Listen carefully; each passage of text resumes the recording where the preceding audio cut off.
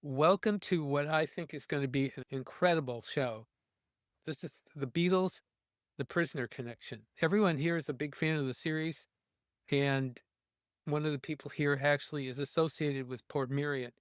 So this is really going to be cool. Anyway, first of all is Keith Badman, who was on with me recently.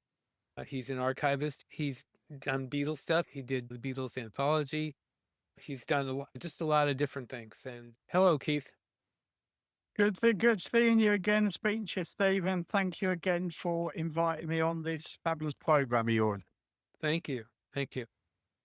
And on the right is Meurig Jones. And Meurig, I didn't get your title with Portmeirion. I'm the location manager here, so I look after the attraction side and VIP tours and filming and photo shoots. And it's a great job. It's lots of variety, and no 2 days are the same, which is always fun. You actually live at Portmeirion? No, my partner Maggie thinks I do because she calls the place Portmeirion because I'm here more than home. But no, I live actually across the estuary, but I am the prisoner because I look at Portmeirion from the other side, from home. Wow. Keith and Meurig are going to fill us in on Beatle prisoner connections. Keith and I did some of that in the last show that I did with him, and you can find that on YouTube. But we're going to go into it a lot deeper today, and we have some things to show you, or at least discuss. Let's get started. Keith, go ahead and start. The one that many people think with the Prisoner Beatles connection, of course, is All You Need Is Love, which is episode 17, Fallout, of course. And I remember the first time I saw that in the 70s rerun, I was amazed that there was the Beatles in it. And the story I got, in fact, actually, I'd rather Meurig to tell that story because it's incredible the deal that they got. Meurig will fill you in on that, absolutely. Mary, go ahead. The Prisoner is something that Portmeirion is incredibly proud of, in that this year is the 60th anniversary of the filming here, September 1966. And next year is the 60th of it being shown, 29th of September 67. So that is some great anniversaries coming up for us. Before that, our connection with Patrick McGowan started in 1959, when he came to film 7 scenes for Danger Man here, Secret Agent Man in the States. And of those 7 scenes, 6 of them we were Italy. Fair enough. And then the tower past the hotel, they thought that looks a bit Chinese in style. So there's one scene of a little Chinese boat being rolled past it. So it's fantastic for us that we could be Italy and China within 100 meters of each other. It's important to remember that this was pre-Prisoner, and he then remembered Portmeirion. And when Danger Man came to an end in 1966, he didn't, Luke Vade, who ran ITV, didn't want to lose him.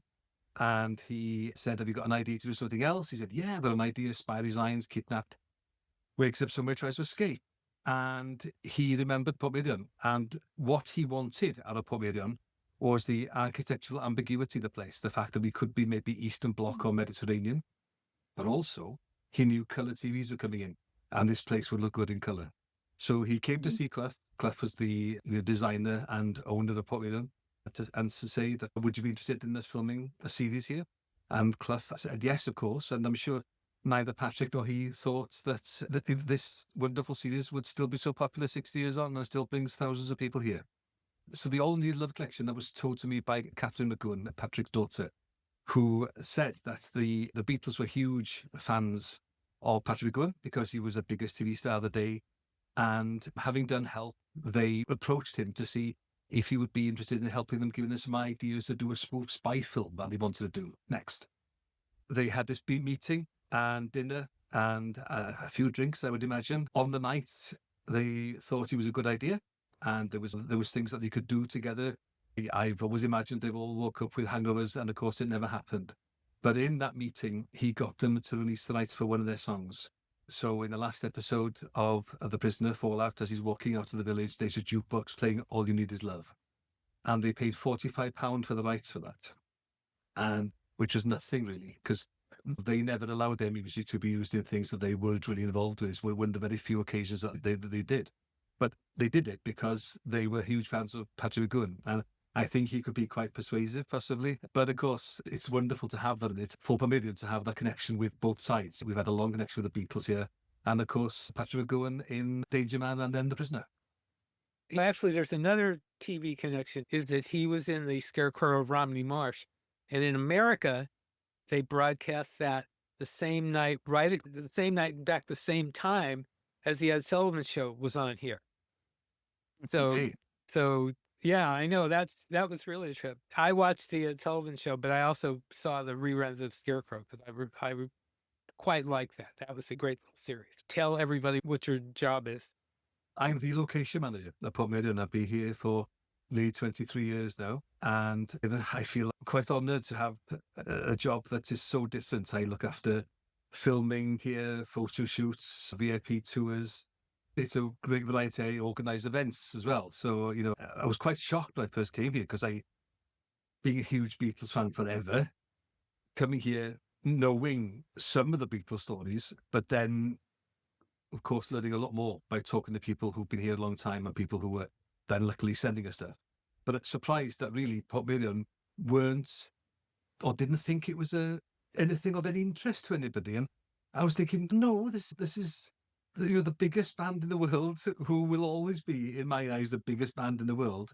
And we have these unusual little quirky things that have happened over the years with the Beatles. I'm honoured really to have been given the opportunity. I've already organised a few Beatles and George's evenings over the years. Frida Kelly came to do a talk. Tony Bramwell, brilliant. And I so much love that because people don't really know some of these unusual stories. Frida is just a wonderful person. Yes. Yeah, she is. Keith told me that the rights to All You Need Is Love, it was because John actually made the phone call or something. Was John involved in it somehow? I was always under the impression, because I was speaking to, no doubt, people that Meurig knows, that it was John who was really keen to have the song in the programme. And it was just done quickly. As I said, they had a meeting and it was finalised over the phone. It was something as quick as that. And again, £45, which I think we'll all agree that most of that £45 would have gone on solicitors, lawyers and everything. The Beatles are quite happy to be associated with this new Patrick McGowan series because they clearly loved him. And as Meurig says, Patrick was easily one of the biggest UK stars at the time. And Danger Man was just superbly successful and popular. And the Beatles wanted happy to be involved with it. But the same as if you listen to the Epic Monkeys episodes, a copy. I knew you would bring up the Monkeys somehow. Yeah, the Monkeys episode, a copying too frequent. You have a short glimpse of Good Morning. So you can see how the Beatles are really keen to be involved with things they love, such as the Monkeys, of course, and, of course, Patrick the Prisoner. Yeah, absolutely. And it was Meurig that told me £45, which I thought was amazing. Amazing. Yeah, that is amazing. Keith, I'm going to throw it to you now. About the Beatles and the Prisoner? Yes. My God, I actually think, and again, the story, to be honest with you, the story came from Meurig when we visited last week. As I said, you get to the position where you think you know everything, you think you've heard it all. But no, Meurig was just telling Kay and I stories that we just didn't know. We were like, it's amazing, we didn't know. So I would like Meurig now to tell the amazing story about George's Midnight Jam, which I was amazed by. And it's only fair that Meurig tells the story because I wasn't aware of this until Meurig told us last week. Mm-hmm. Yeah, April 11th, 69. Yeah, that date's etched in my mind now because I couldn't believe it either when we were approached by a lady who worked here in 1969 called Lynn Prest, who then in 1970 emigrated to Australia. And she then contacted us last year and said, I've got some photos of Portmeirion from when I worked there. Would you like them? We said, yeah, of course. We love seeing old photos of the place anyway. So she sent them over. And in the middle of all these lovely photos were two things that, again, made me fall off my seat in excitement, really. One was a signed menu by Alan Clark of the Hollies. the one that really made my jaw hit the floor was a signed menu by George Harrison, 11th of April, 1969. And what's amazing and lucky with this is the fact that the menus would change every day and the date was on the bottom of the menu. So we can tie it down to that exact date. Oh, this is brilliant. So then I said, in my own mind, what was happening on the 11th of April, 69 in Beatles? But I went online and what was happening in Beatles World, 11th of April, 69, Get Back was being released. Yeah. And then that just blew my mind really, because George was here when they released that. And I'm not an expert like Keith is, but I always thought the Beatles would be down there in London promoting Get Back. Yeah. But no, George was here. And it was unbelievable, but it's undoubtedly true because of the date on the menu. So I emailed Lynn Press back and said, have you got any memories of being here on the 11th of April 69 and George Harrison being there? And she said, oh yes, I have.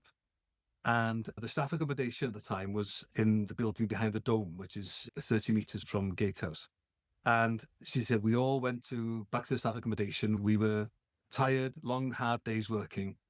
And it was well after midnight, so we went to bed. And next thing, there was a noise outside. And we thought, well, what's happening outside? This is well past midnight. What's happening? So they got dressed again and they walked out from the dome, going straight towards the noise. I say noise like that. It was coming from the garden of Gatehouse.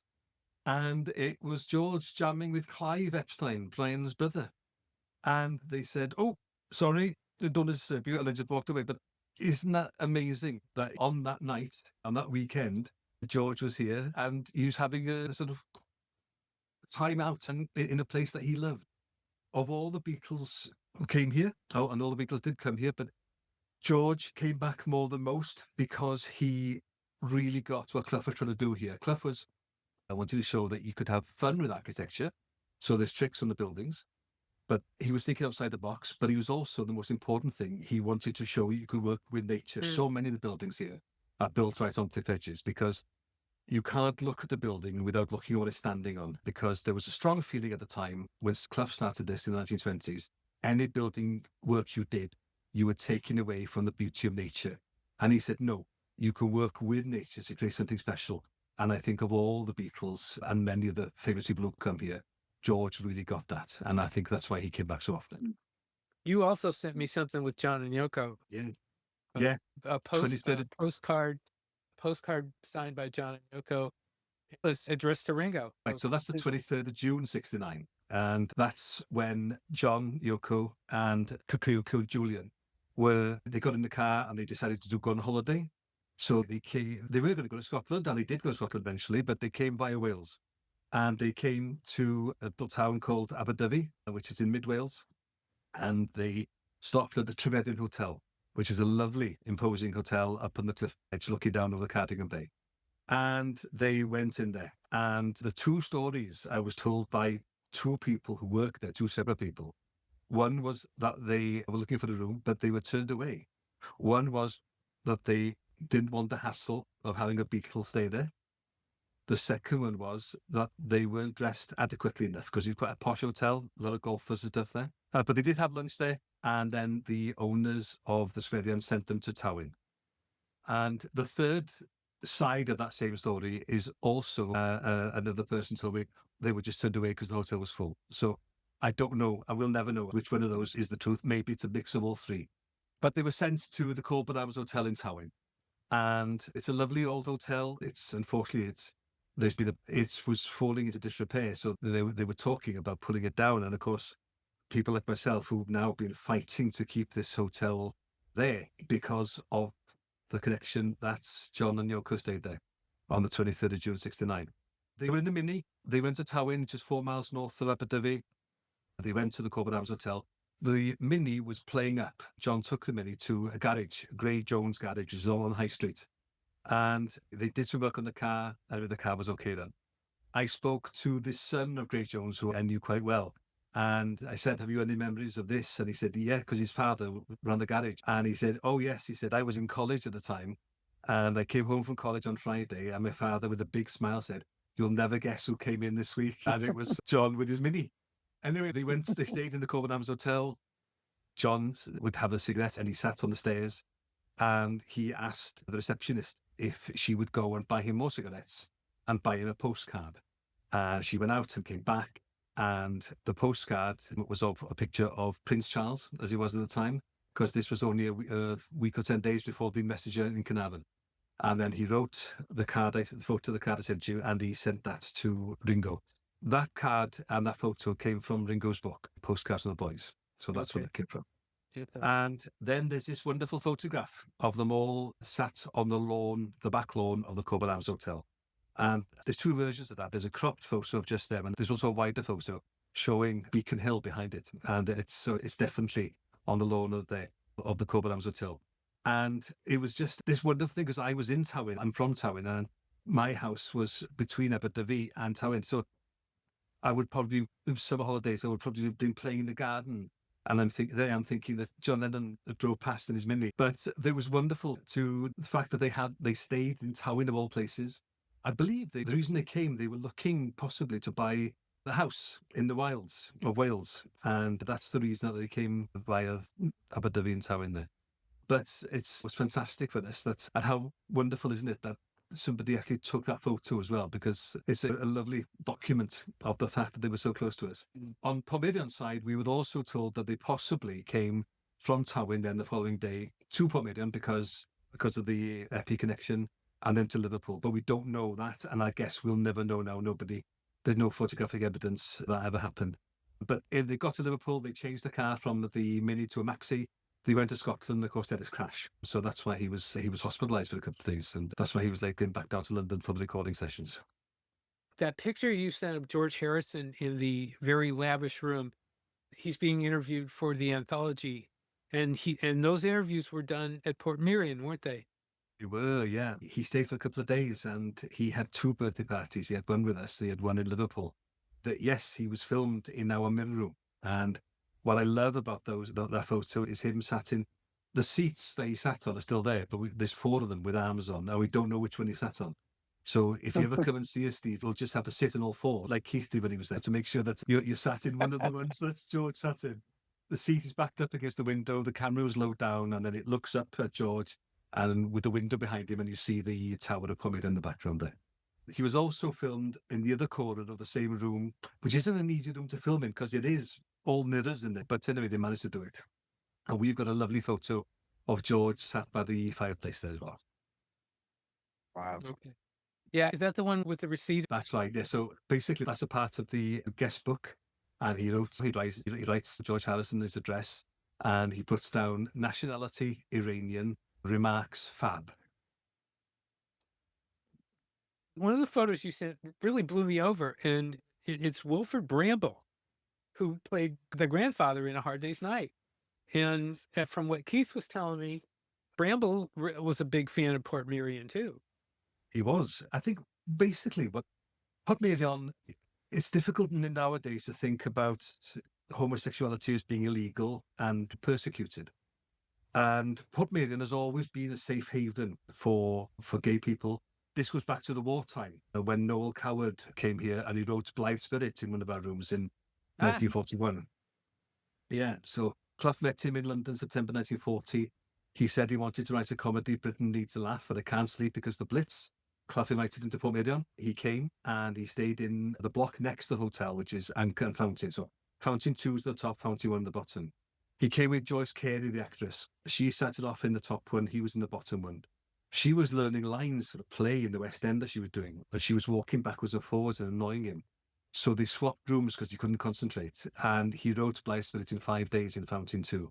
And we still get authors coming here now saying, I want to stay where Noel Coward stayed. I want to get some of the vibe he had. I don't know if there's any vibe left after all these years, but it's a great room. We've kept it pretty much as it was with his writing bureau back in the day. Yeah. But so it was a place where gay people could feel safe. I think that was one of the main reasons that Brian quite possibly came here. I believe he had family in the area, so he may well have come here, we think from 1960 onwards. And yeah, he was a regular fan and would occasionally bring these wonderful superstars to come and see us. Keith mentioned in our interview about Brian Epstein being there. So what Meurig showed us was the quarters where Brian stayed. And again, what I thought was absolutely amazing, again, Meurig will tell us more precisely. You had all the cupboards that are in the room now. They were Brian's cupboards, weren't they, Meurig? They were. So what happened was he would stay in the hotel, and then in the early 60s, unfortunately, I can't give an exact date of when it happened, but because there was a hotel fire in 1981, and we lost some of the detail of certain things happening. But in the early 60s, Clough couldn't be bothered to sell all the self-catering cottages weekly. So some of them went on a short-term lease, and the Epstein family took Gatehouse as their holiday home. And Brian, being so fashion conscious, was complaining to Clough there wasn't enough storage for his clothes there. Clough wasn't bothered because Brian and Clive had taken a lease on the place. So Brian designed, commissioned and paid for the fitted wardrobes that are in the master bedroom in Gatehouse. And they're still there now. And which is incredible. After all these years that you could stay in Gatehouse even now and put your clothes where quite possibly all the Beatles put their clothes, because it was the main double fitted wardrobes in the master bedroom there. He also complained to Clough that the dining room was too small for him to have a lavish party. He was quite a party animal, I believe. And so Clough extended the dining room out a little bit to have a bigger dining room to a bigger party. Oh, we went in there, didn't we, Keith? And it's got a massive window there overlooking the estuary. It's an amazing location for the house. And, one of the photos I also sent over was when Tony Brownmill was with us in 2020, and we had fish and chips in the dining room of Gatehouse. Because thought this is something that Tony never been there with Brian, of course, but he'd heard the stories about them coming to Portmeirion.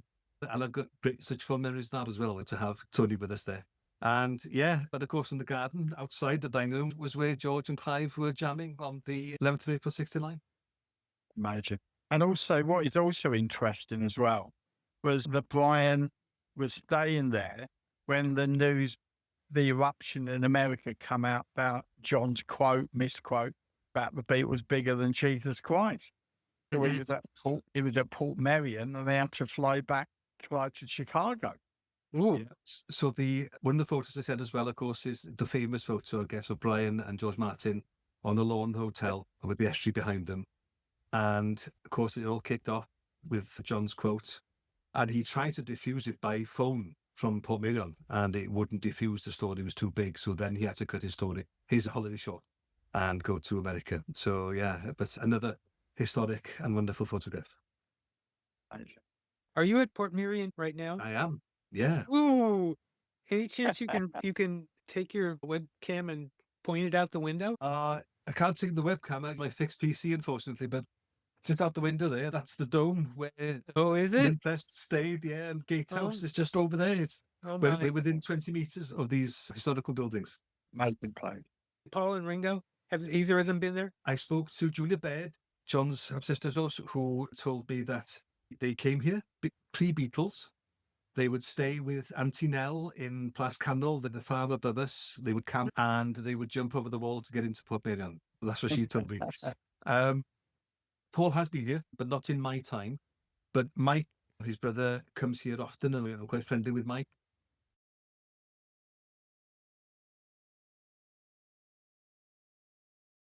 But definitely three. So George and John and Paul were here on one occasion, but we don't know when. Okay. Wow. God, that's so cool. Keith, did you have something you wanted to say? I could listen to Meurig for hours. It's just so fascinating. Meurig was telling us so many great stories, and because not only is it up to the Beatles or 60s, The Prisoner, you've got all the stories beyond. And Meurig, do you want to tell your great story about the Cape Club? Yeah. This is only a bit of fun, because the Checkmate episode of The Prisoner is one of the most iconic ones, where they dress up in capes. They do play the human chess. He's invited to join the game for the Queen. He does, and then one of his teammates does an illegal move, so the heavies come in and drag him off, and he tells the Queen what's all that about, and she says, "You're not allowed to do illegal moves. You're supposed to conform and fit in." And it's such an iconic episode. And we still have the Prisoner Convention here every April now, of course. So yes, you can come here, Steve. Come, Steve and Keith, next year. Come next April. You can dress up in the capes. You can reenact the human chess game. We have a lot of fun here. We'll be there. Lovely. And then in 2013, I had a phone call from Paul Weller, who phoned and said, "Can you supply us with prisoner capes? We'd like to use them as a photo prop." And I said, "Yes, I'm sure I can." So I went down the prisoner shop, and because we used to sell them, they'd sold out, and they said, "We're not going to get any more. Nobody really wants them." And I said, "Well, you sold out. I think people do want them." So anyway, I got Steve Trust to make me 10, and I took them to Manchester Apollo, and the Paul Weller Band came on stage wearing them. So again, my jaw hit the floor. I took loads of photos. I got home here 1:30 in the morning, and the phone rings, and it was Paul Weller on the phone. "We've loved the capes, but you've only given us 4, and there's 6 in the band, and the other 2 are a bit annoyed. Can we have some more?" Yeah. So I went to Wolverhampton the following night. I took more capes down. I took a Rover balloon down, and there's footage of this on YouTube of them coming on stage, wearing the capes and throwing the balloon into the audience. And I spoke to him about why The Prisoner. And he said, "Oh, The Prisoner, we all loved The Prisoner, especially sort of the punk new wave musicians or the more rebellious side of musicians, because basically it was fight the system. It was 2 fingers to society. Don't let Big Brother win." Yeah. And of course, they all really appreciated that.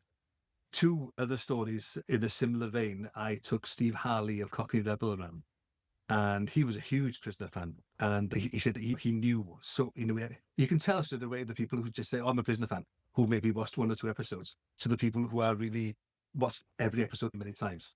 And Steve was one of those. And he said, "You do know that me and Mark Bolan used to go and get a Chinese takeaway to go home to watch The Prisoner every week when it was on." I thought, that's such a lovely story. Mark Bolan of T-Rex, and so you having a Chinese takeaway to watch The Prisoner.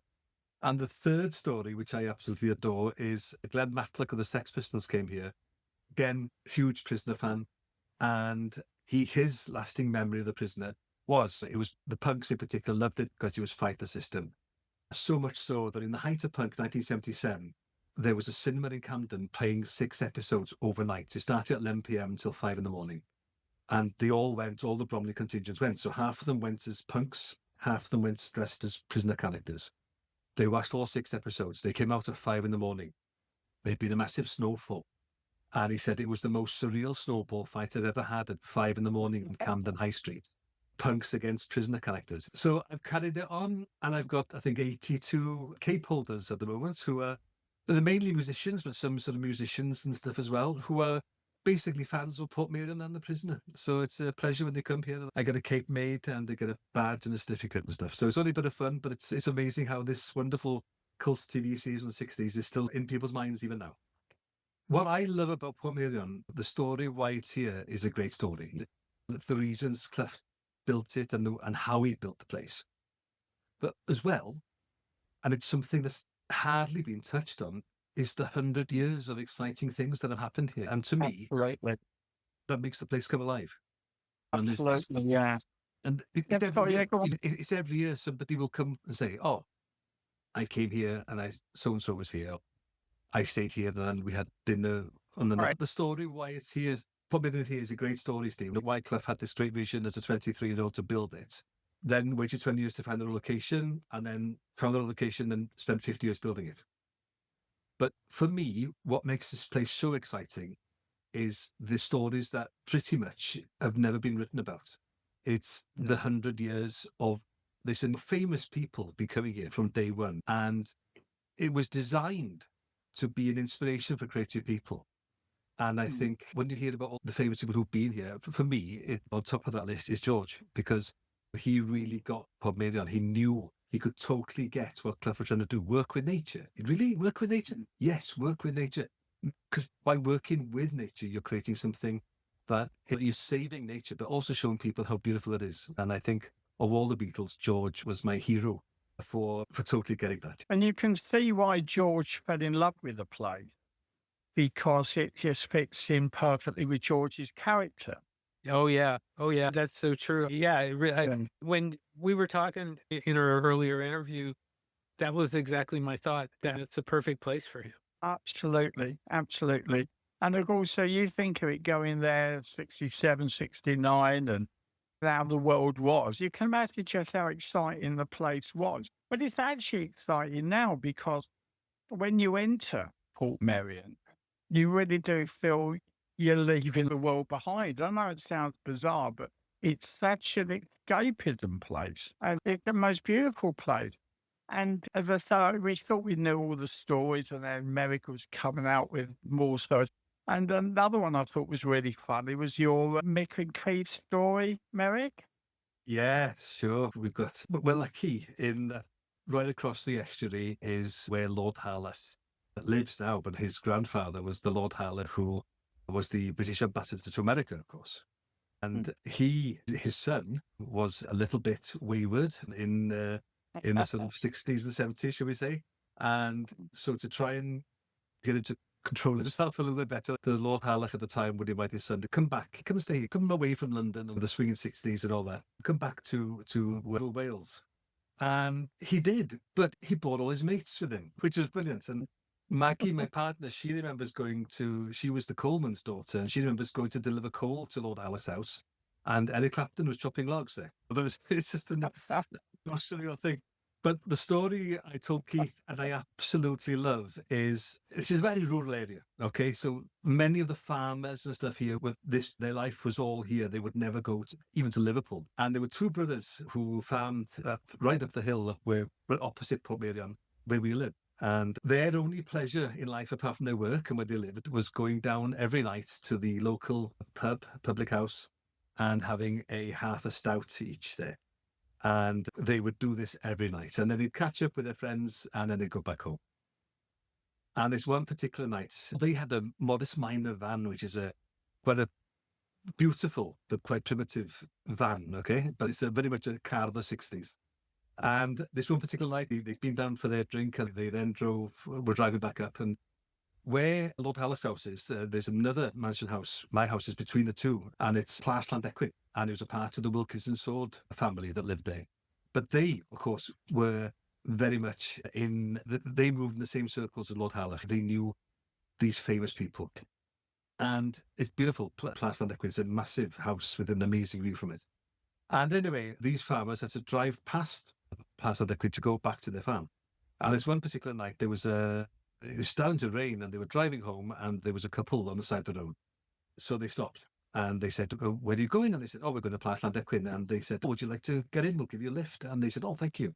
So they got in the back of this farming van, opened the back doors and they climbed in the back, and they took them up to Plasland Equin. And then they got out and they said, "Oh, thank you very much. They saved us walking in the rain." And then the two farmers went home. The following night, they went back down to the pub and said, "Oh, we gave this couple a lovely lift home last night. They were lovely people." And because it was starting to rain. And anyway, they thanked us by giving us a cigarette. And it was the best night's sleep that we've ever had. Oh, my. These are two people who would not know what a joint is, okay? So they had their cigarette. And it was Mick Jagger and Marianne Faithfull. Oh, my. Nice Faithfull, yeah. Oh, wow. Yeah. How cool. Mick and Marianne, how cool. Yeah, really. Has Keith ever been there? I've never heard of Keith coming, no.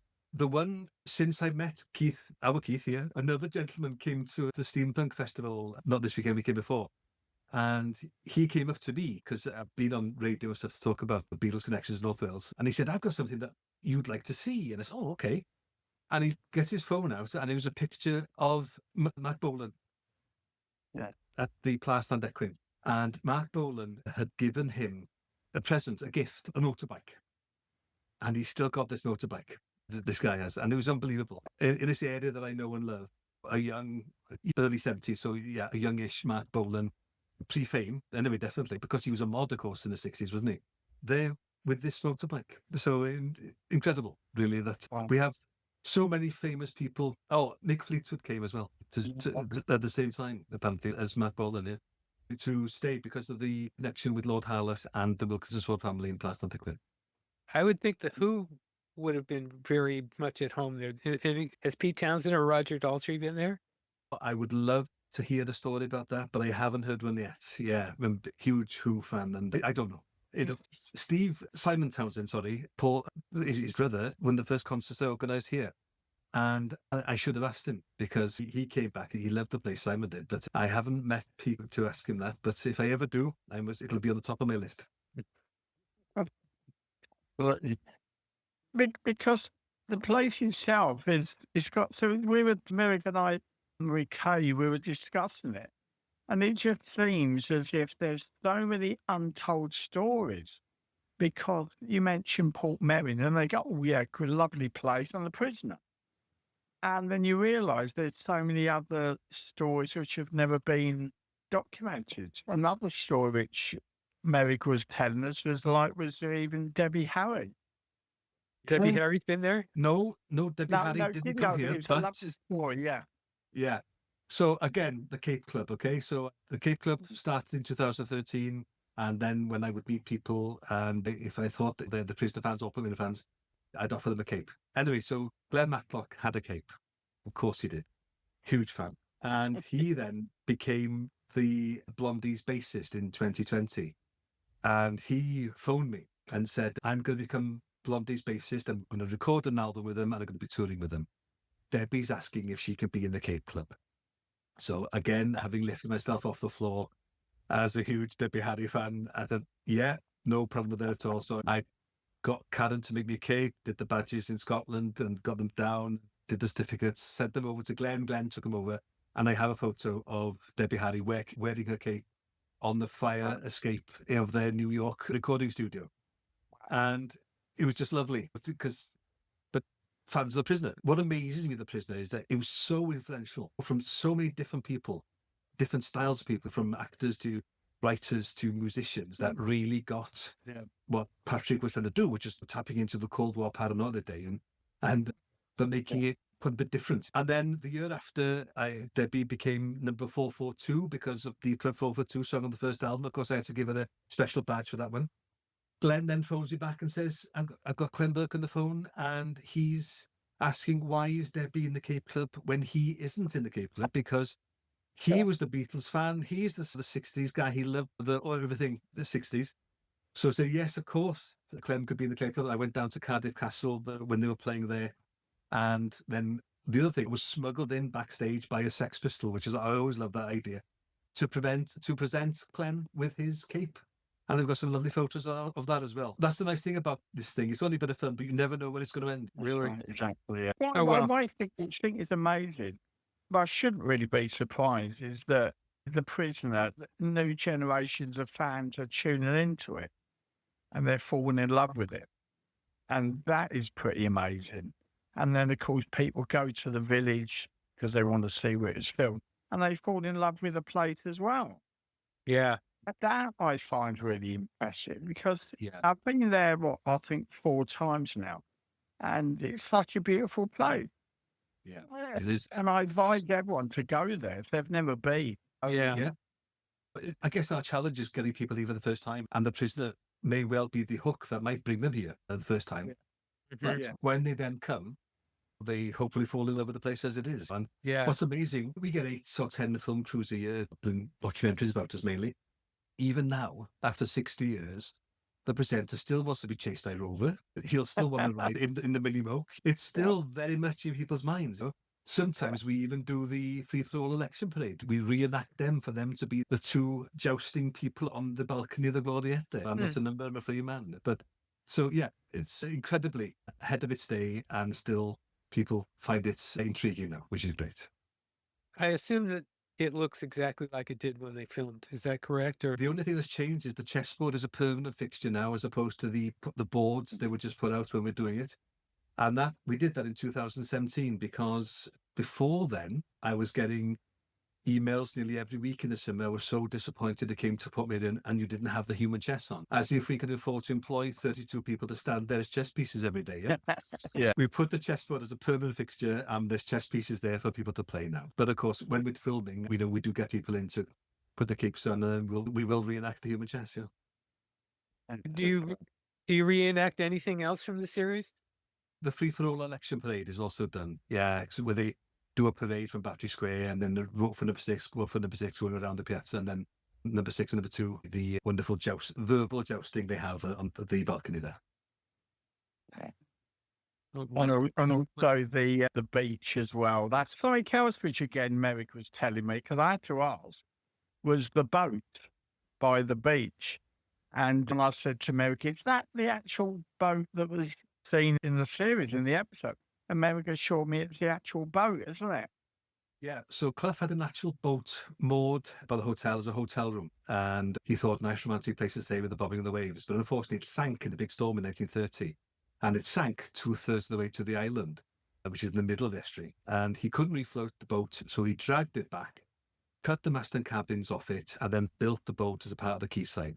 And on low tide, you will see part of the original boat is still sticking out the sand.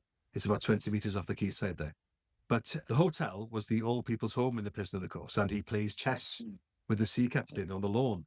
And while he's doing that, there's old people climbing up and down the mast of the boat behind him for no reason, just to add to the sort of surrealness of it all. Why would they be doing that? Why not? And that's what I love about The Prisoner. It works on so many levels. There's always something that maybe you haven't seen before, and you maybe question it, which is always great too.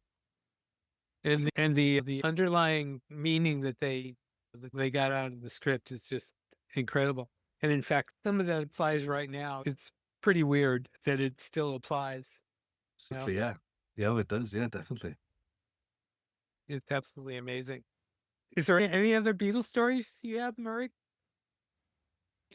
George here for his 50th, and he came in a car, his own car, and he opened the boot, and there was just ukuleles in the back of it, and his clothes came in a separate vehicle, and he wanted to stay in Watch House, which is the most popular cottage right on the cliff edge, and they thought, yes, that would be a nice place to stay for his 50th, but his security went to look at it and thought it was a bit too precarious because there's handrails now. There wasn't handrails back in the day, so they persuaded George to stay in the Peacock Suite, the penthouse, which is in the main hotel.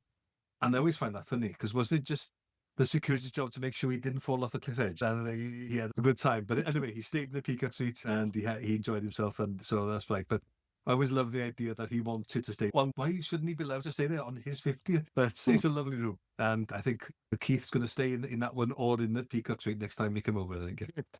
Definitely. Absolutely. The place is just so beautiful. It really is so beautiful. And of course, Mary's wonderful tour last week. It's such a beautiful place. I've been telling everyone that. I knew the place was beautiful, but to actually go there and see much more, which I did, thanks to Mary, to see much more of the place, then you realise, then you can see why Patrick fell in love with it. You can see why Brian fell in love with it. You can see why George fell in love with it. All of them. It's so easy. Yeah. And there you've got those great Pathé News films, one from 1963.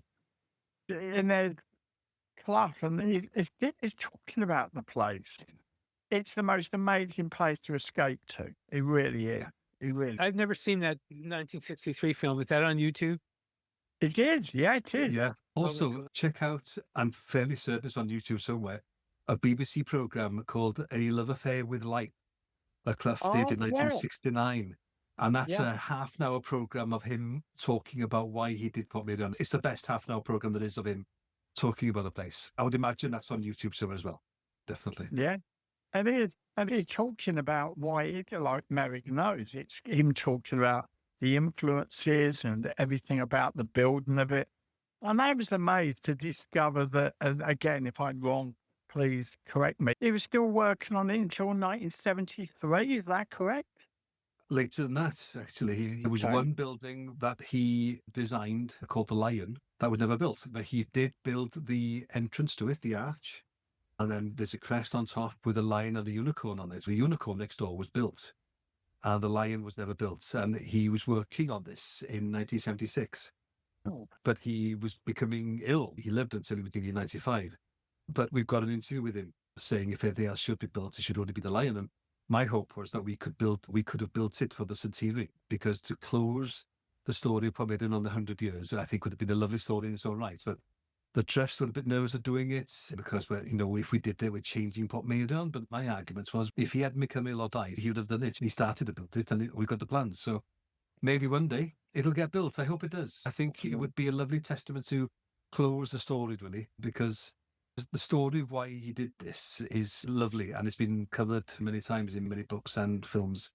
But the extra bit for me is the things that have happened here with all these creative people coming here, and it's just but you totally get how creative people would be inspired by coming to here. And I think, but I'm trying to learn more and more about the more unusual stories about the people, the famous people who've come here, who were inspired by the place. And I think that's something for the future, hopefully.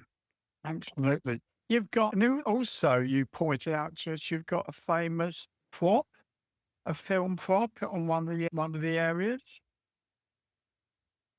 Was it Inn of the Sixth Happiness? Oh, yes, we do. Yeah, the Buddha. So as you walk into the village into Battery Square, underneath the dome, there's a blue building and there's a Buddha, a big 6-7 foot Buddha, and painted gold. And it's a prop from the film The Inn of the Sixth Happiness that was filmed locally with Ingrid Bergman in 1958. And they built a replica of the Great Wall of China in Beth Gerert, which is 7 miles from here. And then at the end of the filming, they filmed a little bit on Clough's land in Plas Montano. And they offered Clough the Buddha. And of course, he was accepting everything. And his first plan was to build a big temple in our headland for the Buddha to stand on. But then he thought nobody would see it. So that's why the Buddha is in a building underneath the dome right in Battery Square. I was amazed when you showed me that. I thought, wow, look at that. It's so much to take in. And that's another thing. When I tell people when they go there for the first time, you just can't see it all in one go. So much to take in. And his attention to detail was huge. He wanted people to come back and see something new. So he went into real intense detail on every single building, be it a painted window with a face in it or tiered painting to make it look old and damp. He would design buildings with a wavy roof as if it's going to fall down, just to make people think it's been here for hundreds of years, not the 100 years that it has been here. But he wanted people to come back and see something new every time they come. A gentleman turned up a couple of years ago and he had 65 partial photographs of some of the statues and carvings and paintings here. And he came to the managing director, who's Clough's grandson, and I, and said, you can use this as a treasure hunt if you want. And we all went through all 65 photos and we both got 63 of them, no problem. And we were both stuck on the same 2. And we thought, he's thrown those in, those aren't here. But they were down by the swimming pool. His attention to detail was phenomenal. And it's great that he had this idea, make architecture fun, but also make it so that people can appreciate it time and time again. And that's what people do. Absolutely. And it's funny, we know that George has so much love for Portmeirion, and then he goes and buys something like Friar Park. You could see. Exactly. Yeah. There is a similarity there, isn't there? I love the story when Clough and Frank Lloyd Wright became great friends. They met in 19 on a cruise to Russia to an architecture conference. And then in 1956, Frank Lloyd Wright came to Wales because his mother was Welsh and he was looking at where his family and ancestors had lived. And he came here and Clough gave him a tour and then introduced him to his wife, Amabel. And Frank Lloyd Wright said, I believe you've married an architect. In Clough's eyes, that was like the greatest compliment that he'd get from the superstar architect of the day. And it was only then that his wife realised, okay, maybe he's doing something right, because she was very critical of him in the first 25 years that he was using all his money to build this. But then when Frank Lloyd Wright said that, she thought, okay, maybe you're doing something right. Wow. Yeah, really. Go ahead, Keith.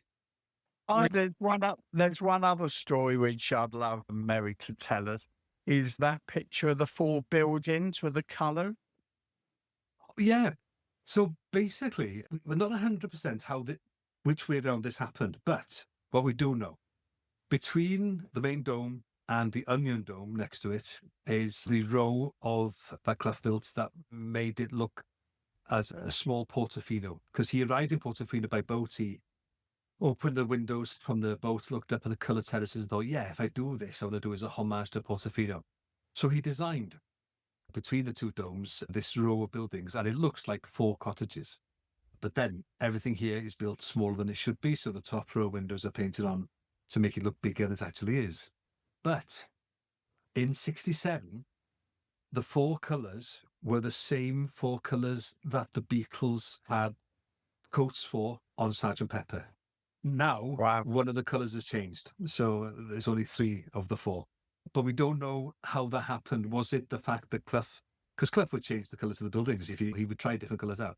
So did Clough do it because of the 4 colours and the Beatles connections here with Sgt. Pepper? Or I wouldn't have thought the Beatles got their jackets to fit the cottages. I wouldn't have thought. But that's what it was back in the day and in 67. And I just love that idea. That's another sort of connection that we have here with them. Absolutely amazing. Meurig, I was just curious, especially if anybody is interested, do you guys have a gift shop? Do you sell souvenirs? Well, we do. And we have the only physical prisoner shop in the world. Yeah. So number 6's house in the series is now the prisoner shop. So you go in and we bought one of his jackets. So that's framed on the wall. And you can see many of the sunglasses and some of the props they used in the series itself there. But of course, we sell lots as well. So we've got loads of T-shirts with different Portmeirion prisoner logos and things on them. Obviously, we sell the DVDs, and we used to sell the soundtracks as well. But I'm gonna have to send for something. Do you have? Is the gift shop? Or is it on the internet that people can? It's online. Yes, you can go to Portmeirion online and just put one of the sections that comes up is prisoner, and you can buy all sorts there. Yeah. Okay, that's when I was there, Kay and Meurig took a great picture of Kay and I outside the prisoner shop with a large cutout of Patrick.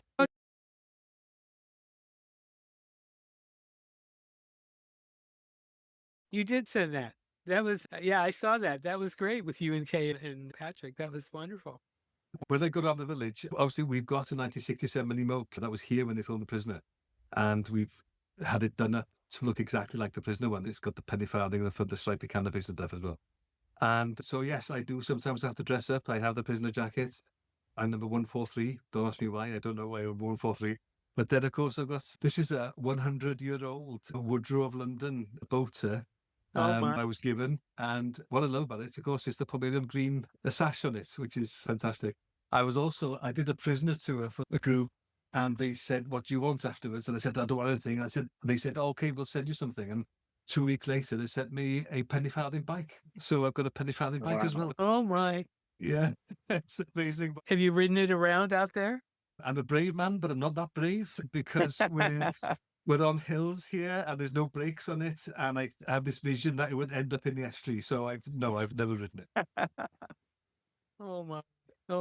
I want to keep this going. I guess. Oh, I'm sorry. Yeah, go on, please. Go ahead, Meurig. No, I've got a nice story to finish off with. But if you're going to say what's something before then, go. I always have to thank our friends Steve and Gloria Holmes for kickstarting and getting me to meet Meurig. So it's really nice to thank those two. And the other thing as well, which I thought was amazing, because when Meurig and I and Kay were finishing last week, we were thinking, hold on a second, why would Wilfred have gone there? I'm pretty sure, unless I'm wrong, if you look at that picture that we've got, I reckon it was a very good chance that Brian and Wilfred had a chat about this during the film of A Hard Day's Night. Yeah, absolutely. Yeah, I would say that's very likely. Yeah. Yeah, definitely. Do you look at that picture? Yeah, sorry, yeah, please. So that picture, as far as we know, is 65 because that's the copy we've got. It was in the hotel and it was taken by the wife of the head barman at the time. And this morning, the local farmer, who's our tenant farmer, who's worked here all through the 60s, he knew Epstein, I think. And he said, "Oh yeah, it was a ramble." Yeah, he loved sitting on the lawn in front of the hotel, and he would sit there for hours with a drink, just taking in the surroundings. And I thought, lovely. And I can imagine that. It would be great. We don't know where he stayed. As far as we know, he stayed mainly in the hotel. But yeah, and he came in a few times, I believe, which is great. Amazing. Yeah. And it just makes you think how much else we've yet to uncover about Portmeirion. It was only, 7 days ago, this guy turned up with his photo of Mark Bolan with a motorbike they'd given him as a present over there. Yeah. So it's still happening, isn't it?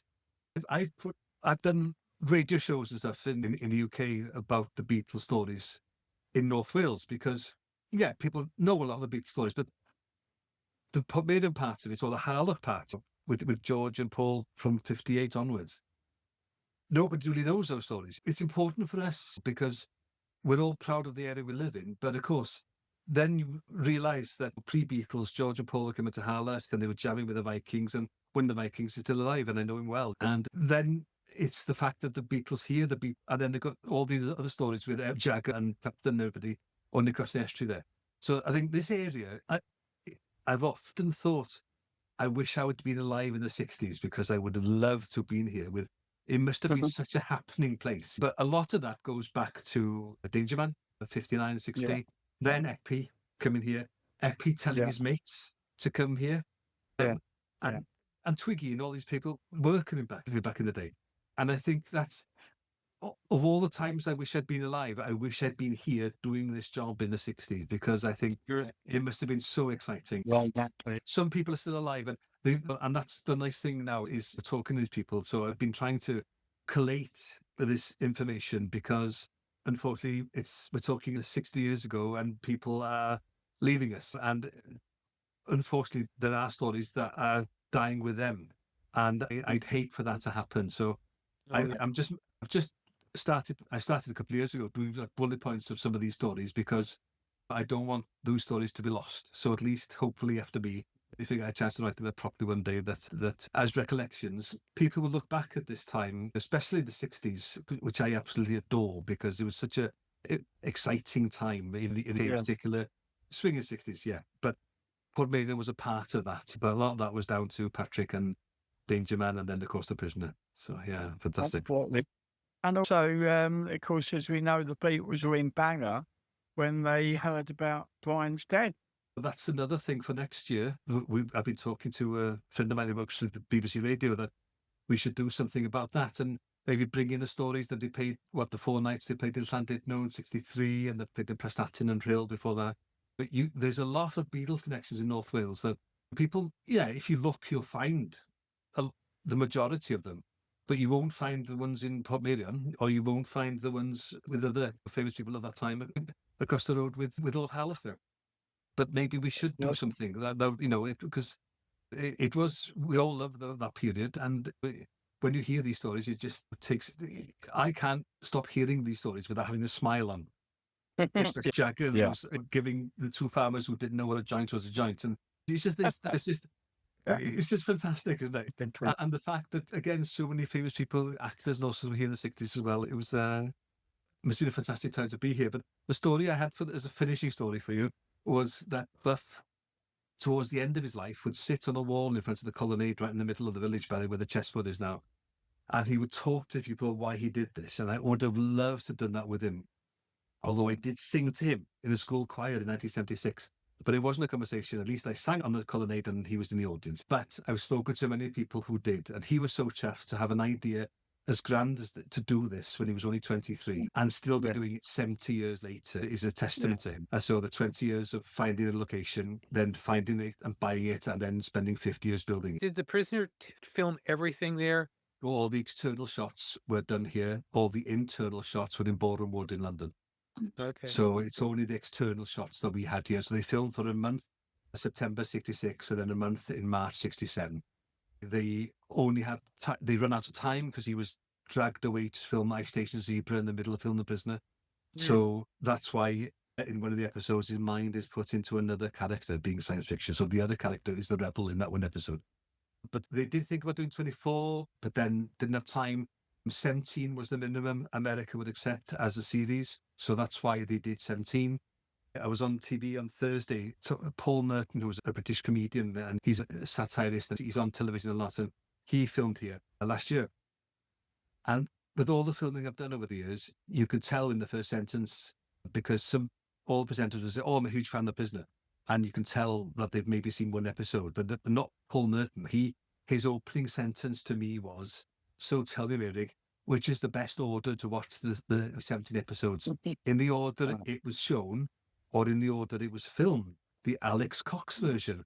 And of course, it's the order it was filmed, because what happened was they did 13 episodes that made sense, and then they were getting so much pressure to film the last 4 when they filmed them, didn't make any sense. They're the surreal ones, totally.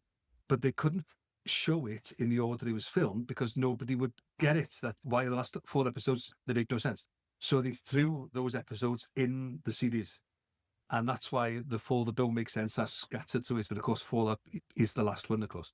And I thought then, because of all the TV I've done over the years, nobody's ever put that as an idea, because if you do watch it in the order it was filmed, it makes much more sense. Apart from the last 4, which aren't supposed to make sense. That's the whole point, that they were left there to be questionable. But we still have the prisoner convention every April, and they still have discussion groups. Even now, 60 years later, what do you think he meant in this episode? If you don't know now, we're never going to know. That's the whole point, isn't it? But yeah, fantastic. It's something that is still inspiring even now. Just for people that don't know exactly where Portmeirion is, where is it exactly located? So we are Northwest Wales. Pandemic, we had a lot of Americans come and see us.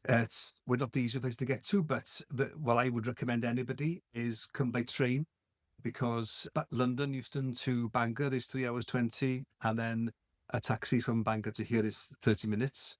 There is a train line that does the Mid-Wales route that stops at the end of our drive, but it takes hours, double the length of time than Euston to Bangor, because it stops off in so many places. But that goes through Birmingham, Machynlleth, and ends up here.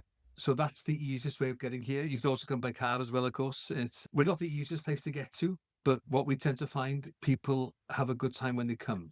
So it's worth the journey. We always had America was always one of our biggest international audiences, pre-pandemic. Less so much nowadays, but I think the world has changed a bit since then. But so Northwest Wales by Portmeirion. The earliest Beatles sighting at Portmeirion was when? I can't tell you an exact date for that. We know Epstein was here from 60, but the hotel fire in 1981, we lost pretty much all the paperwork, all the guest books and everything like that were destroyed in that fire. And we're gutted by that. Yeah. So I can't give you an exact date, I'm afraid. Okay, that's all right. Keith, I was going to ask you something I didn't ask you in our interview earlier. What was your best archival find? Oh, I don't think I have one, because I've got so much pleasure finding so many rare items. I think anything rare they believe lost means a lot to me. I love that Cilla Black story because you were so descriptive about it. And that was just fantastic. Yeah, that was great. I was thinking there was maybe another story like that. Do you have another story like that? Oh my word. Finding lost Top of the Pops footage is always something special to me. Trying to find footage which the BBC wiped. One off the top of my head was like Jimi Hendrix. I think it's on Top of the Pops 6 times, and the BBC wiped them all. And then I found that a clip of him doing Purple Haze from Top of the Pops. I was sitting in like in the Canadian TV archives. That to me was amazing. Finding that was something special to me.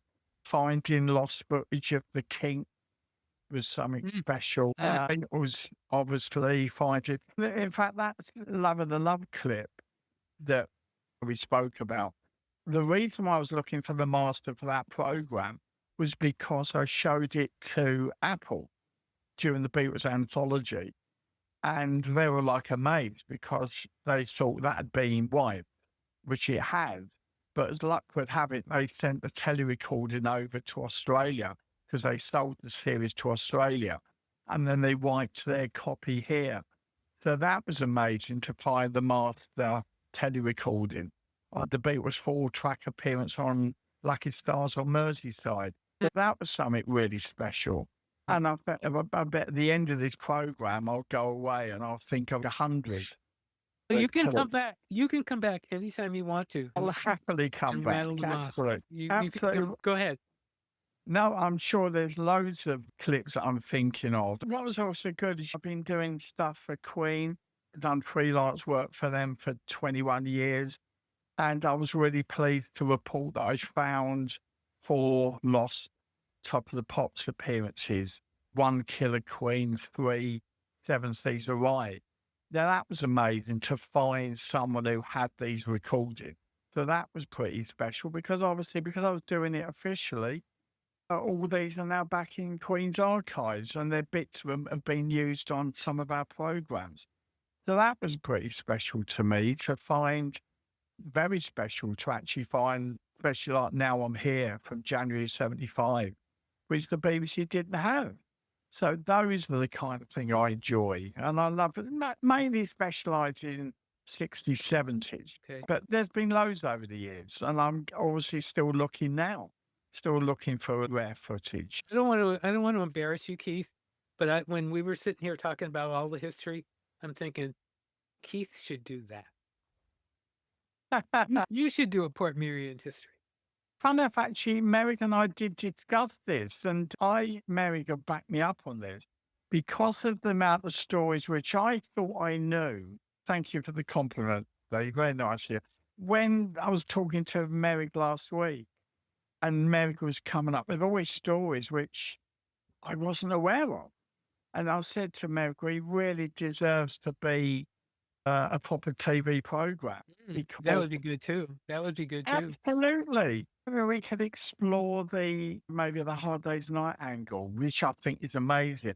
And again, as I was saying to Meurig last week, I reckon if we put maybe a little message out saying, did you stay there? Did you meet any famous people or whatever? I reckon there'd be a load of people that will come forward because there's going to be so many people that are going to come forward with their prisoner stories. Like Meurig was telling me about outtake from the series. Two stories there. One was over the years, I've had about 3 different people come here. I've got these photos, and the photos with the candid photos of when they were filming The Prisoner here. And it was just brilliant. Shots of them rehearsing the chessboard game and then doing the chessboard game. And then a friend of ours has bought 45 minutes, I believe, of outtakes of the rushes of the Prisoner. And so he's keen to do something with that sometime. Maybe, I don't know, it makes sense. Apparently there was an auction with 2 lots were sold. 2 lots of 45 minutes of footage that was filmed but not used, different angles and stuff like that. So maybe that would be, if I don't know who the other person is, but this guy does. So maybe something like that would be of interest, wouldn't it? To have 90 minutes of different angles of some of the prisoner shots of that. It would be fantastic. Guys, I don't want this to end. I really don't. Go ahead, Meurig. One more thing. Go ahead. And I'm throwing this out to everybody out there. There is a photograph of George. Oh, yeah. Stand underneath Gatehouse, right? Eppie's Place. And he's pretending to climb up the rock underneath it. Now, 2 people have told me about this photograph, and 2 independent people, and they're people I trust. I've never seen this photograph, and I've been looking for years. So please, if anybody out there knows where this photo is, and apparently it's either in the book or in the magazine, I think both of them have definitely seen it, but they didn't have it, and they didn't know where it came from. So if anybody thinks they've got one, please do. I would love to see that, because we don't know when it's from. It could be from 69 when you see it, or it could be from the 60s, early in the 60s. But it definitely exists, and it's definitely him standing in front of the arch that's underneath Gatehouse, and there's a bank that goes up, and he's pretending to climb up it. So please, if anybody out there knows this photograph or where we can see it, I would love to see it, because it's been driving me mad for the last few years. You want to, I'll give my email if anybody wants to contact me, but do you want to give your email? Please do. Yeah, sure. It's Welsh. So it's Meurig, so Meurig at Portmeirion, Portmeirion -village.com. There you go. I'll say that again. Meurig at Portmeirion, Portmeirion -village.com. Thank you. This has been wonderful. I can't say enough. This has been so much fun.